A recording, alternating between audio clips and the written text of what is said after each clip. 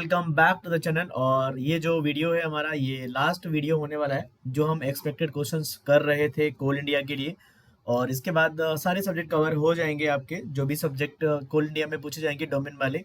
हमने C D S algo T O C C D यही है, डिजिटल लॉजिक एंड मैथमेटिक्स, जो भी सब्जेक्ट हैं हमने सारे कर लिए हैं। प्लेलिस्ट आपको हमारे चैनल में मिल रही होगी। और हमने ऑल इंडिया मॉक टेस्ट भी बनाए थे जो बहुत सारे लोगों ने अटेम्प्ट किया। अभी भी आप अटेम्प्ट कर सकते हो, लिंक डिस्क्रिप्शन में। एक हमने free all India mock test कराया है, ठीक है, हमारी वेबसाइट पे मिल जाएगा आपको। Free all India mock test है, वो आप जाके अटेम्प्ट करके अपनी प्रिपरेशन चेकआउट कर सकते हो। उसका आपको लिंक मिल जाएगा हमारे वेबसाइट पे या कि डिस्क्रिप्शन में मैं डाल दूंगा, ठीक। और बाकी का ये हमारा लास्ट वीडियो है। चलो अब इस वीडियो को शुरू करते हैं, ठीक है। क्वेश्चन 15 क्वेश्चन मैं लेके आया हूँ हर सब्जेक्ट का, तो इस क्वेश्चन को इसको सॉल्व करते हैं अपन, ठीक। पार्सल क्लासिफिकेशन में पहला क्वेश्चन है, कंसीडर द ग्रामर दिस। ये ग्रामर दिया हुआ है, which statement best describe this grammar. इस ग्रामर के बारे में हमें बताना है कि ये ग्रामर क्या है, ठीक है। तो सबसे पहले हमें निकालना पड़ेगा। अगर आप देखोगे यहाँ से आप निकाल सकते हो। सबसे पहले आर्गुमेंटेड ग्रामर निकाल सकते हो, S dash goes to dot S, फिर S goes to dot A. अगर आपको निकालना नहीं आता है then you should learn everything, ठीक है। S goes to dot B A C and S goes to dot B C and S goes to dot B A and यहाँ से ए, यहाँ से आ जाएगा A goes to dot D, और ये भी हो जाएगा V goes to dot D. देखो ये क्वेश्चन बहुत लंबा हो जाएगा अगर आप इसका डीएफए बनाने जाओगे। तो जनरली जो एग्जाम में क्वेश्चन आएगा वो इतना लंबा क्वेश्चन नहीं आएगा, क्योंकि आपको 1 मिनट में सॉल्व करना है। तो आपको ऐसे चेक नहीं करना है। देखो आपको चेक कैसे करना है मैं बताता हूँ। सबसे पहले आप चेक करो कोई भी ग्रामर अगर एमबीक्यूएस है कि नहीं। ऐसे भी कर सकते हो, इसमें 5 मिनट टाइम लगेगा आपको डीएफए बनाने में, ठीक है। तो बेटर होगा कि ऐसे क्वेश्चंस को आप छोड़ दो, या आप एक बार चेक कर सकते हो ये चीज, एमबीक्यूटी चेक कर लो। एमबीग्यूटी, एमबीग्यूटी मतलब क्या, more than one parse tree, ठीक। अगर पॉसिबल है किसी एक स्ट्रिंग के लिए तो वो क्या हो जाता है, एम्बिग्यूअस ग्रामर हो जाता है। अगर वो कोई भी ग्रामर एम्बिग्यूअस है तो वो किसी टाइप का पार्सर नहीं जनरेट कर सकता है। कोई भी टाइप का पार्सर नहीं बनेगा, ठीक। वो ग्रामर किसी टाइप का नहीं होगा, ना वो LL1 होगा, ना LR0 होगा, ना SLR1 होगा, ना LALR1 होगा, ना कि LR1 होगा। तो एम्बिग्यूटी इज अ प्रॉब्लम, ठीक है। एम्बिग्यूटी क्या है, एक प्रॉब्लम है। तो ग्रामर किसी टाइप का नहीं होगा, ठीक। I hope you are getting it. तो यहाँ पे देखो ये ग्रामर एम्बिगुअस नहीं है। आप कोई भी देखो यहाँ पे ये ए से इंड हो रहा है, ये सी से हो रहा है, ये बी से हो रहा है, ये सी से हो रहा है, ये ए से हो रहा है। यहाँ पे देखो अगर इन दोनों में प्रॉब्लम हो सकती है, तो अगर देखो ए यहाँ से कहाँ से चल रहा है, डी से, तो ये दोनों कभी सेम तो हो नहीं पाएंगे, ये दोनों भी कभी सेम नहीं हो पाएंगे एक्चुअली, ठीक। तो ये ग्रामर तो एम्बिगुअस नहीं है। ये ग्रामर क्या है, एम्बिगुअस नहीं है, मतलब ये अनएम्बिगुअस ग्रामर है। एम एम्बिग्यूअस ग्रामर है। मतलब इस ग्रामर को की एम्बिग्यूटी देख के तो हम नहीं बता सकते हैं। मतलब हमें पास ट्री ही वो टेबल ही बनाना पड़ेगा, पासिंग टेबल बनाना पड़ेगा, वो बहुत लेंदी हो जाएगा। फिर भी मैं आपको यहाँ पे बताता हूँ। देखो ये ग्रामर, इस ग्रामर में अगर आप सॉल्व करने की थोड़ा सा अगर दिमाग लगाने की कोशिश करो, देखो वो मेथड तो है ही हमारा, ठीक है। जो मेथड हमारा हमने बनाया, स्टार्टिंग में बनाया आर्गुमेंटेड ग्रामर बना के, वो पूरा डीएफए बना के वो वाला है। लेकिन यहाँ पे देखो थोड़ा सा दिमाग लगाओ, ये क्वेश्चन में थोड़ा सा हिंट देते हैं, A goes to D, A B goes to D है। जब आप इसमें LALR1 में करोगे ना, LALR1 में तो A गोज टू डी रहेगा और B गोज टू डी रहेगा, ठीक है। ये केवल लुक हेड से डिफरेंस रहेगी इनमें, इसमें और इसमें केवल लुक हेड से डिफरेंस रहेगा। तो ये दोनों क्या करेंगे, जब हम मर्ज करेंगे तो ये LALR1 में क्या देंगे, हमें कॉन्फ्लिक्ट देंगे, कॉन्फ्लिक्ट। इसलिए ये ग्रामर जो है LALR1 नहीं है बट LR1 है, ठीक।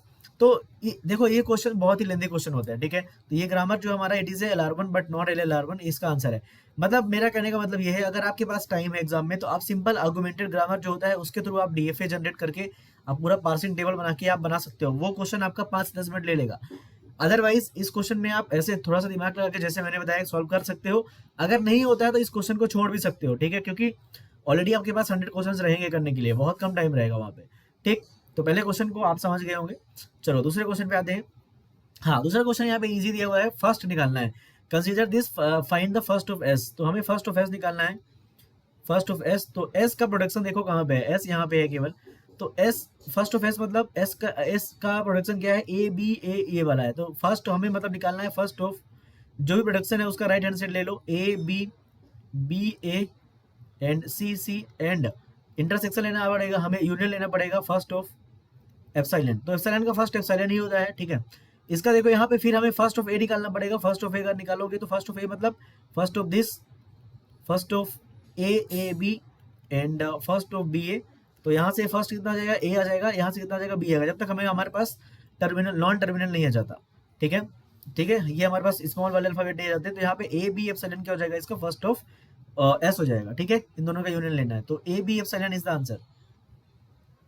ठीक, हमारे पास जब तक टर्मिनल नहीं आ जाता तो हम तब तक निकालते हैं। आपको फर्स्ट फॉलो निकालना आपने सीखा होगा, अगर आपने कंपाइलर पढ़ा होगा तो आपने सीखा होगा। ठीक, चलो क्वेश्चन नंबर 3।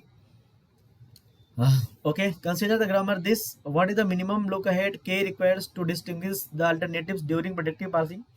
तो देखो, अगर आप एक सिंबल देखोगे तो यहाँ पे एम एम में पहले कॉन्फ्लिक्ट होंगी। अगर आप दो लोगे तो चलो इसमें तो दिक्कत नहीं होगी, इसमें होगी, एम एन में होगी। लेकिन आप तीन सिंबल चूज करोगे तो कभी भी कॉन्फ्लिक्ट नहीं होगा। तो ये ग्रामर जो होगा हमारा एल एल के मतलब एल एल 3 होगा। यहाँ पे के की वैल्यू कितनी हो जाएगी, 3 हो जाएगी। ठीक है, तो ऐसे क्वेश्चन अगर आते हैं तो आप सॉल्व कर सकते हैं। तो L L 3 is the answer for this particular question. ठीक है, LL3 कैसे आया आपको समझ में आ गया होगा। टॉप डाउन पार्सिंग पे ये क्वेश्चन है। A top down parser scans the input from left to right which derivation is fundamentally associated with a predictive top down parsing strategy. ठीक है, तो टॉप डाउन पार्सर जो हमारे पास है, ठीक है, टॉप डाउन पार्सर उससे हमारा जो किस टाइप का पार्सर बन रहा है, मतलब टॉप डाउन जो डेरिवेशन यूज करता है वो होता है लेफ्ट डेरिवेशन। ठीक है, हमारे पास दो तरह के होते हैं, टॉप डाउन होते हैं एंड बॉटम अप होते हैं। ठीक है, टॉप डाउन जो होता है हमारा लेफ्ट मोस्ट डेरिवेशन यूज करता है, और बॉटम अप जो होता है reverse of right most derivation use करता है। याद कर लेना कि टॉप डाउन जो होता है लेफ्ट मोस्ट डेरिवेशन यूज करता है, बॉटम अप जो होता है reverse of right most derivation use करता है। ठीक है, क्वेश्चन नंबर 4 का आंसर है बी। ठीक, एलआर पार्सर पावर पे है यहाँ पे, which ordering correctly represents parser power among the commonly discussed LR families.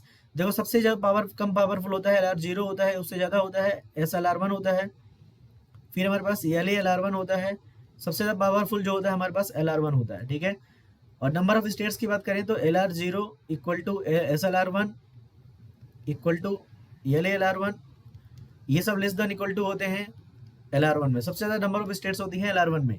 तो यहाँ पे देखो सबसे ज़्यादा पावरफुल कौन है, यहाँ पे LR1 है। ठीक है, सब फिर उसके बाद LALR1, फिर SLR1, फिर LR0। तो क्वेश्चन पढ़ो और समझो। SLR1 is more powerful then LALR1, गलत हो गया। SLR1 पावर नहीं है LLR1 से ज्यादा। LR1 is more powerful then LLR1, correct. LR1 is more powerful then LLR1, correct हो गया। Which is more powerful than SLR1? LR1 is more powerful than this also, this is correct. See, LLR1 is more powerful than LR1, गलत हो गया, ये तो आगे बढ़ने की जरूरत ही नहीं है। All three have exactly the same power, तो गलत हो गया। तो ये पावर वाला, ये नंबर ऑफ स्टेट्स वाला याद रखना, नंबर ऑफ स्टेट्स वाला। अगर ये N1 है तो N1 equal to N2 equal to N3 less than equal to N4 के होता है। ठीक है, तो ये चार में ये दो पावर वाला और नंबर ऑफ स्टेट्स वाले में से कुछ भी क्वेश्चन आ सकता है, तो उसके लिए आप रेडी रहना। ठीक, तो LLR1 का ये 6 नंबर क्वेश्चन देखते हैं। Which statement is most accurate about CLR1 and LLR1 person? ठीक है, कौन सा एक्यूरेट है CLR1 एंड LLR1 पर्सन के लिए? तो ए पे देखते हैं, LLR1 always recognize more grammars than CLR1। LLR1 is always recognize more grammars than LLR1, मतलब पावर की बात हो रही है। जो ज्यादा पावरफुल होगा वो ज्यादा ही ग्रामर क्या करेगा, रिकॉग्नाइज करेगा। तो ऑप्शन नंबर ए क्या हो गया, गलत हो गया। कैनोनिकल मतलब CLR की बात हो रही है, is at least as powerful as LLR1 while LLR table are generally smaller, correct. देखो यहाँ पे मैंने बताया ना, जो तो ये याद रखो, LR0 SLR1 पावरफुल वाली ये टेबल है, एंड LLR1 देन CLR1, या इसको आप और इसको LR1 भी बोलते हैं, CLR1 या LR1 भी बोलते हैं, इसको कंफ्यूज मत होना। तो देखो यहाँ पे जो नंबर ऑफ अगर पावरफुल की बात करें, LLR ये लेस देन इक्वल टू ऐसा मान सकते हो। तो यहाँ पे CLR1 जो होता है एस में, एस पावरफुल एज है जितना LLR1 है, एंड LLR टेबल है जनरली स्मॉलर। तो ये कम स्टेट्स होती है इसमें, तो क्या होता है, ये टेबल स्मॉलर होता है, दिस इज करेक्ट। SLR1 इज strictly more powerful than calculator, गलत। ठीक है, there is no difference in these parsing tables, difference तो है, ठीक है, थोड़ा बहुत, तो ये चीज है। BCC is traditionally associated with the automatic construction of this type of parsing table, तो LLR1, ये डायरेक्ट आंसर याद रखो कि जो याक होता है वो हमें LLR1 में हेल्प करता है, दैट्स हाउ। तो ये आप डायरेक्ट याद कर सकते हो। Question number 8, sample table. Which statement about a compiler sample table is correct? It is used only during lexical analysis and discarded afterward. नहीं, सैंपल टेबल आप सभी फेजेस में यूज कर सकते हो। It stores information such as identifiers, types, scope and related attributes for use across compiler phases. Correct. इसका use यही होता है ऑल फेजेस, जितने भी फेज होते हैं कंपाइलर की सारी फेजेस में आप इसका यूज कर सकते हो। ऐसा नहीं कि केवल एक फेज में दो फेज में यूज होगा, सभी फेजेस में। और इसका यूज क्या है, हमें इन्फॉर्मेशन स्टोर करनी है, आइडेंटिफायर करना है, टाइप करना है, स्कोप करना है, सब कुछ हमें क्या करना है, स्टोर करना है। It is used only by the code generator, तो कोड गलत। It contains only machine instructions, गलत। ठीक है, तो सिंबल टेबल क्या है, एक कॉमन चीज है जो सभी फेजेस द्वारा यूज की जाती है, सभी लोग अपना अपना डेटा स्टोर कर सकते हैं। ठीक है, it is like a water cooler in hostel, तो you can understand like that. Question number 9, why is an intermediate code intermediate representation based on an abstract machine model useful in a compiler? It removes the need of lexical analysis, गलत। lexical analysis तब भी use होगा। It improves portability by separating much of the front end from target machine and code generation. This is correct. These all are the incorrect answer. So question number 9 का B is correct. ठीक है, question number 9 का B is correct. ठीक, question number 10, intermediate code generation. फिर से question आ गया, which compiler phase is primarily responsible for translating a syntax semantic representation, that is a intermediate code generation, that is a syntax directed translation. Question पूरा पढ़ने की जरूरत ही नहीं थी। अगर सिंटेक्स सेमेंटिक्स रिप्रेजेंटेशन की बात आ गई तो ये हमारा हो जाता है program into a intermediate representation such as 3_, तो ये हमारा होता है सिंटेक्स डायरेक्टली ट्रांसलेशन फेज में, या इंटरमीडिएट कोड जनरेशन भी आप उसको बोल सकते हो। ठीक, question number 11, which sequence based represents the typical high level flow of the compiler front end. तो देखो, पहले लेक्सिकल होता है, फिर सिंटेक्स होता है, फिर सिमेंटिक होता है, फिर इंटरमीडिएट होता है। ये अपने कंपाइलर में पढ़ा होगा, बहुत ही बेसिक क्वेश्चन है। लेक्सिकल एनालिसिस होता है पहले, फिर हमारा उसके नीचे सिंटेक्स एनालिसिस होता है, फिर हमारे पास सिमेंटिक होता है, सिमेंटिक, फिर हमारे पास इंटरमीडिएट कोड रिप्रेजेंटेशन होता है। तो this is the flow, this is the flow. ठीक है, सो बी इज करेक्ट। ठीक, B is correct for question number 11। Ambiguity and parsing पे चलो क्वेश्चन है, question number 12, a grammar is suspected to create a shift reduce conflict in LR family person, which representation is most appropriate? Okay, तो देखो क्या बोल रहा है, grammar is suspected to create a shift reduce conflict. हमारे पास एक grammar है जिसमें एसआर कॉन्फ्लिक्ट होने वाला है। ठीक है, तो एलआर फैमिली पार्सल का विच रिप्रेजेंटेशन इज मोस्ट एप्रोप्रिएट, क्या रीजन हो सकता है? The person may face more than one valid action for a configuration. Correct. अगर एक एंट्री एक जगह पे दो से एक या एक से ज्यादा एंट्री आएगी, मान लो एक्स और बाई दो एंट्री आ रही है एक ही स्टेट पे, तो क्या होगा, हमारा कॉन्फ्लिक्ट होगा। Option number A is correct and these all are the incorrect. ठीक, question number 12, these all are theoretical question. Actually आपने कंपाइलर अगर नहीं पढ़ा होगा तो आपको कुछ समझ में नहीं आएगा, अगर पढ़ा होगा तभी समझ में आएगा। Which statement is generally correct? ठीक है, तो every LR grammar must be SLR one, गलत। Every SLR one grammar is also LR one, correct.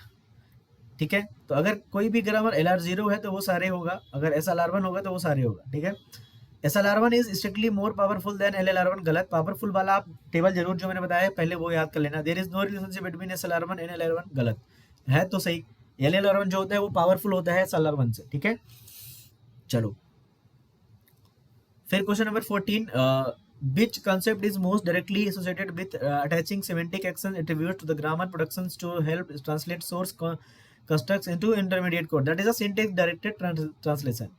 ठीक है, SDT का ही काम होता है ये सब चीज, आपने SDT पढ़ा होगा तो आपको पता होगा। ठीक, so it is question number 14। Question number 15 को भी देख लेते हैं, इजी क्वेश्चन है। A pretty printer can display a program in a structured and readable form. This is also correct. Arc is associated with the LR parsing, अभी बताया था पिछले क्वेश्चन में, सही है। Assemble table can be useful in multiple phases of compiler, it is also correct. A top down parser normally constructs from a left over derivation, correct है। So all are correct. Option number D is correct. ठीक, so these all are the questions from compiler and we have solved all the subjects. ठीक है, all the subjects, हम सारे subjects जो थे, सारे subjects के मोस्ट एक्सपेक्टेड क्वेश्चन सॉल्व कर चुके हैं। एंड ऑल्सो कोल इंडिया का यहाँ पे जो प्रिपरेशन था मैं एंड करता हूँ आपके लिए, क्योंकि 24 को एग्जाम है, 24 को कोई भी वीडियो नहीं आएगी आपके लिए। आप टेस्ट सीरीज चेकआउट कर सकते हैं अगर आपको टेस्ट चाहिए प्रैक्टिस के लिए। बाकी के हमारे जो वीडियोस हैं वो आप चेक कर सकते हो, PYQ सॉल्व कराया है हमने, और free all India mock test भी चेकआउट कर लेना, क्योंकि 18th मतलब आज ही वो टेस्ट लाइव हो चुका है, आप कभी भी अटेंड कर सकते हो। हमने आज के बाद हमेशा फ्री रखा है। ठीक, तो वो चीज़ें आप देख सकते हो। ऑल्सो जो भी कोल इंडिया से रिलेटेड जानकारी होगी फ्यूचर में वो हम देंगे। और अब इंडियन ऑयल की बारी है, क्योंकि इंडियन ऑयल ने अपना रिक्रूटमेंट निकाल दिया है, तो उसकी प्रिपरेशन हम आपके लिए कराएंगे। तो आप चैनल पे बने रहना। And thanks for watching. आपने कोल इंडिया में जो भी मैंने जानकारी दी, आई होप कि आपके लिए हेल्पफुल रही होगी और आप अच्छा परफॉर्म करेंगे एंड अपना रिजल्ट बताएंगे हमें। टेलीग्राम ग्रुप में मेरा आपको अकाउंट मिल जाएगा, वहाँ पे आप मैसेज कर सकते हैं कि आपकी प्रिपरेशन कैसी रही, आपका एग्जाम कैसा गया, क्या रिजल्ट रहा, उसके बाद भी हम मिलेंगे। तो कोल इंडिया का सिक्का सेवा यहाँ से समाप्त होता है। Thanks for watching. मिलते हैं इंडियन ऑयल वाली प्रिपरेशन वीडियोज में।